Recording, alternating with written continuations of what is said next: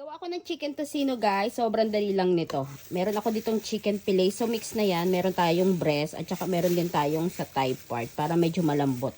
So kalahating kilo to ha. Lagay lang natin sa isang bowl. Maglalagay din ako ng bawang. So mga isang kutsara lang, di ko to lahat. Paminta. Yan. Kaunting paminta. Tapos maglalagay tayo ng toyo. Mga 2 kutsara. So, lahat naman ng mga ingredients na lalagay ko dito or gagamitin ko, ilalagay ko na lang sa description box. Sobrang konti lang ng ingredients nito. Tapos, ayan, 1 kutsara ng suka.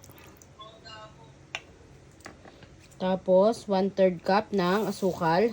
So, color brown yung ginamit ko. So, okay lang din naman kahit yung white. Ayan.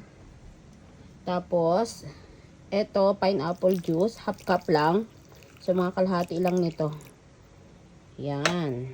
At para sa food color, ayan, ginamit ko yung strawberry red. So, konti lang. Pwede din kayong gumamit dito ng atsuete powder, ha. Ayan. Konti lang. Tapos, i-mix na natin to ng maigi. Yan. O, diba ang ganda ng kulay? Sakto lang.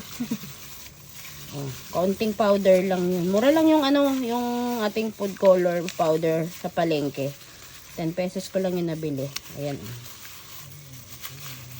Tapos, syempre, imamarinate natin to ng overnight. Bukas natin to lulutuin. Haluin lang natin to ng maigi.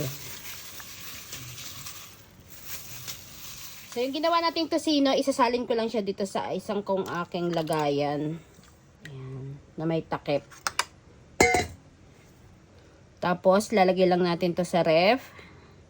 Overnight. Bukas natin yan ipiprito, almusal.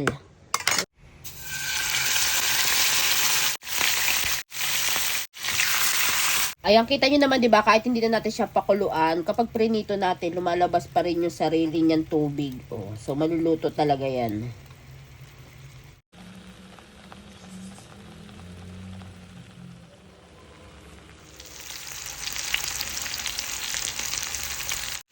So, ayan, luto na. Sobrang bango. Sarap. Tapos perfect partner ng kamatis. Siyempre, titikman na natin yung niluto ko na chicken tocino. Tingnan nyo naman, oh. Grabe, diba? Para na rin siyang barbecue chicken. Tapos, meron tayo dito, kamatis. Wow! Ang sarap! Nanunuot talaga yung mga ingredients hanggang sa laman. Sarap, promise.